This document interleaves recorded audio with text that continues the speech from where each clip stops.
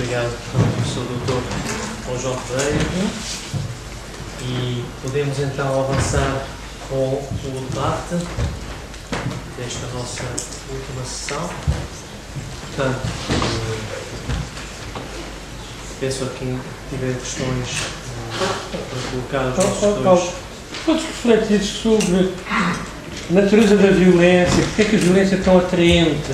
Ela vende-se com pezinhos em tudo quanto é lado. Eu diria, pronto, para dar a dica, eu penso que a violência é uma perversão do humor. Simbólica e metaforicamente, quer dizer, é uma agressão, é uma interrupção, é uma violência, quer dizer, às vezes isso tem algum sentido, algumas pernas para andar. Como é que tu vês o sentido da violência? Eu vejo a violência em todas as suas formas como isso é que chamamos habitualmente violência. Falamos ou pensamos na violência externa. Mas se formos a ver bem, a sua raiz está sempre na violência interna, que é aquela de que somos autores e vítimas ao mesmo tempo e constantemente. Uma mente dividida e em conflito consigo mesma é uma mente dividida e em conflito com o mundo. É inevitável. Portanto, a questão é que nunca haverá, jamais haverá paz exterior enquanto não houver paz interior. E a grande questão é que não há paz interior, por vários motivos. Um dos motivos, na minha perspectiva, obviamente, é que o fundo da consciência está envolvido, identificado com a turbulência da superfície. Se nós entrássemos a fundo em nós mesmos, daquilo que eu às vezes chamo a arte do mergulho profundo, que é a arte da meditação, eventualmente descobriríamos que o fundo do ser, o fundo de cada um de nós, seja lá ele o que for, está em paz, tal como o fundo do oceano, está sempre em paz. Mas o problema é que nós identificamos com dimensões muito superficiais do nosso ser, como por exemplo os pensamentos fortuitos, as emoções, os impulsos, e sendo assim, inevitavelmente, nós somos violentos, porque somos violentos no duplo sentido. Não é? Vamos atrás, identificamos com alguma coisa que não é o nosso fundo, e por outro lado, identificados com isso que não é o nosso fundo, nós não podemos deixar de desrespeitar a presença dos outros e as necessidades, os interesses dos outros. Porque essa agitação superficial é uma agitação autocentrada, egocêntrica. Se formos a ver bem, se tivermos um pouco de introversão da atenção, nós verificamos facilmente, creio eu, ou então falo só de mim, que a maior parte dos nossos pensamentos, emoções, percepções, memórias, planos, projetos, expectativas, têm como suposto que cada um de nós existe como separado dos outros, que é mais real e que por isso é mais valioso. Portanto, nós pensamos sempre como um predador num território onde visa caçar e levar para casa o mais possível e visa, tanto quanto possível, afastar ou evitar todo o perigo. Nós comportamos como um predador que quer caçar e não quer ser caçado. E todos nós nos comportamos assim, consciente ou inconscientemente. Portanto, a violência é isso. Eu percebo que o fundo do oceano é indiferente, digamos, não é afetado pela turbulência das vagas à superfície. Mas sabendo, como nós sabemos que a experiência amorosa de cada um, tal como é vivida, é muito corrompida, é muito raramente realizada, é quase o casal, é quase uma invenção do demónio, quer dizer, porque é onde vai matar no ovo aquilo que poderia haver de mais bonito, de união, de ultrapassar a dualidade, por exemplo. Esse fundo de frustração, todo o esquema que é vendido a cada passo, não é? Do romance amoroso, é um programa de frustração. E, portanto, a um nível mais amplo, digamos, essa frustração pode-se manifestar na agressão do outro, uma vez que, por exemplo, um casal que, como é que ele ultrapassa a situação de estar a atender ao cotidiano, a despachar assuntos, etc., e como é que se entra realmente no campo da intimidade. A pancada, pá, a melhor maneira é andar à pancada e depois de cama, não é? Grosso modo. Isto, a questão da intimidade é uma questão central e que, por exemplo, o Shunryu Suzuki, eu vi uma citação dele em que diz a meditação é a intimidade com si próprio e a realização é a intimidade com todas as coisas. Nesta base, juntando estas coisas assim de uma maneira um bocado farfalhuda, redunda, portanto, nessa minha leitura. Sim, há um livro clássico do Denis de Rougemont chamado O Humor e o Ocidente, onde ele explora a relação íntima entre o humor e a guerra. E obviamente aquilo que chamamos amor muitas vezes é uma tentativa violenta de fazer com que o outro nos torne felizes. O budismo chama isso apego. Ou compensação, não? Compensação, todo tipo. O amor será outra coisa. Será um descentramento, não é? Terá a ver com um debate e, enfim, mas não quero monopolizar a resposta, talvez o Carlos João queira dizer alguma coisa sobre isso.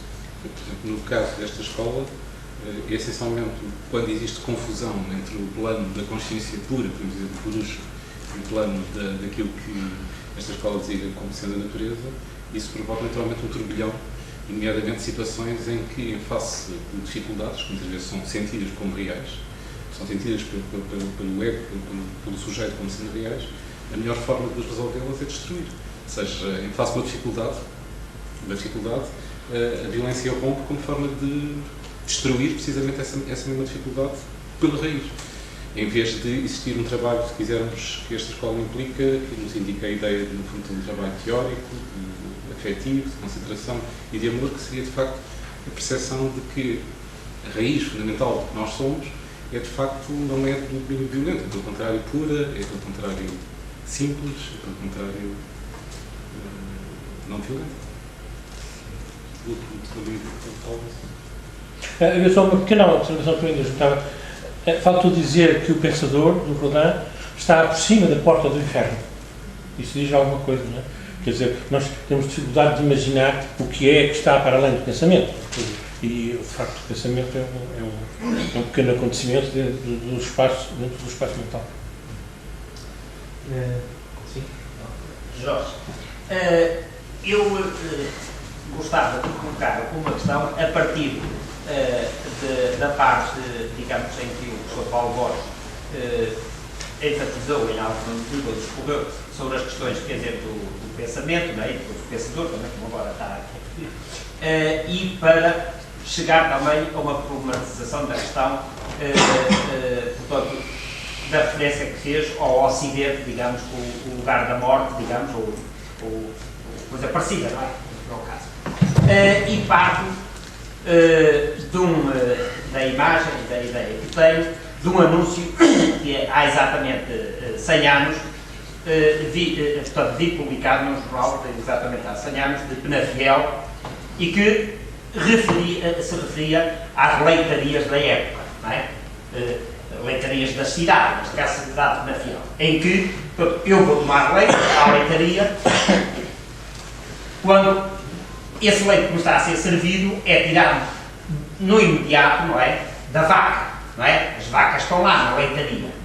E então o anúncio que ocorre é, por parte da leitaria, devido aos problemas de seca, deixam de haver alimentos para as vacas. E, portanto, estamos com o problema de os pensadores, que são os fornecedores do penso, não é, do alimento, para as vacas, que iriam, a partir desse alimento que o pensador lhe faculta, ter uma poiese, neste caso a lactopoiese, a excreção do leite, não é? Que depois, portanto, nos nutriria, digamos, a nós.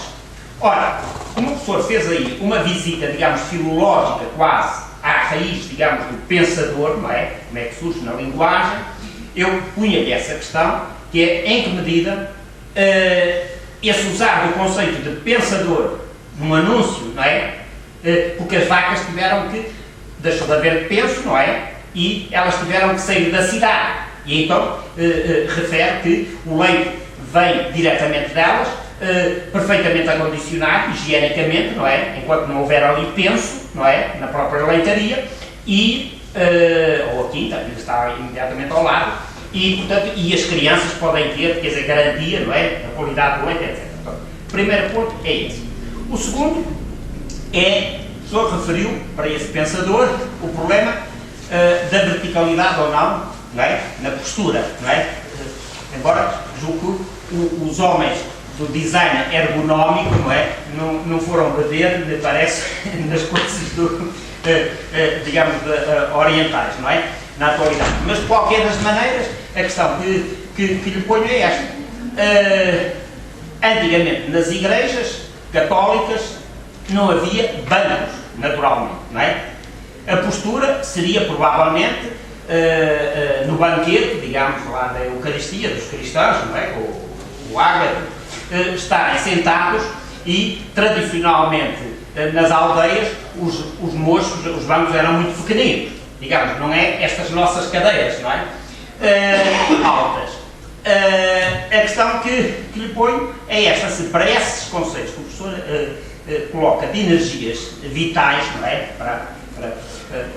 Se a postura que nós vemos quando não há bancos nas igrejas, que é das pessoas estarem ajoelhadas e sentadas sobre os calcanhares, se isso é mais oriental ou é já uma ocidentalização, não é? Portanto, essa é a questão. Para terminar, que tem a ver com a tal questão do ocaso, em termos orientais, ou nesse pensamento, eu penso que, tal como cá, funcionaria mais a oralidade do que o pensamento escrito. A questão que eu lhe ponho, tal como diz que o sentar, não é? Este sobrelevado já, não é? Que é uma ocidentalização, não é? Se o pensamento escrito é ou não uma ocidentalização. Ou seja, se é uma sucessão de ocasos, de uma fixidez de pensamento, em vez de eu estar a fluir e no diálogo, digamos, na construção desse mesmo pensamento, não é? Portanto, para mim, a questão, numa conferência em termos filosóficos, se o arquiteto devia eliminar estas